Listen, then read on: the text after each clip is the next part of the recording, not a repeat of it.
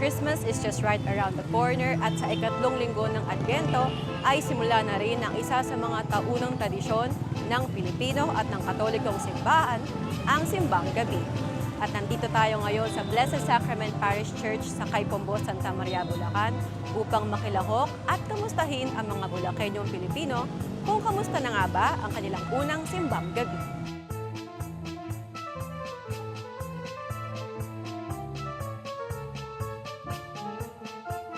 Okay naman, so masyadong natutuwa kami at napakaraming tao ang nagsimba sa unang simbang gabi.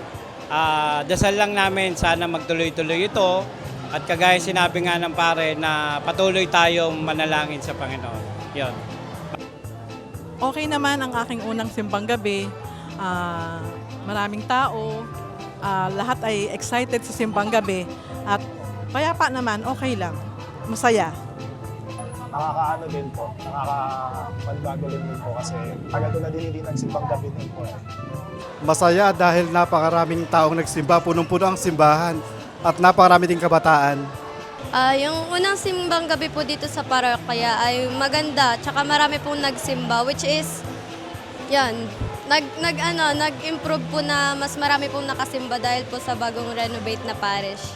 So yung first na simbang gabi namin ngayon is nakaka-excite and then masaya dahil ang daming nag-purchase or naki-join sa Youth Stars, which is magagamit din para sa pagpapagawa ng mga art design dito sa parish, and then mas nadagdagan pa yung tao dahil nga na-renovate and mas napaganda pa yung parish. Yung unang simbang gabi po is masaya naman po experience and maganda na po yung simbahan ng Caypombo.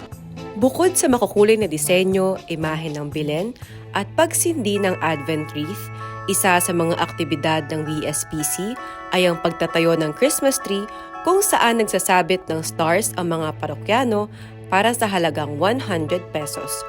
Ang nalikom na pera ay ilalaan para sa patuloy na pagpapaayos ng simbahan at donasyon para sa mga nangangailangan.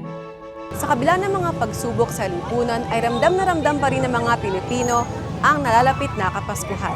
Kaya't sa pagsisimula ng simbang gabi, ating alalahanin ang tunay na diwa ng Pasko, ang pagbibigayan, pagmamahalan at pananampalataya. Ikaw, kamusta ang unang simbang gabi mo? Ito si Thea Divina nag-uulat para sa DZRH Digital, una sa Pilipinas, una sa Pilipino.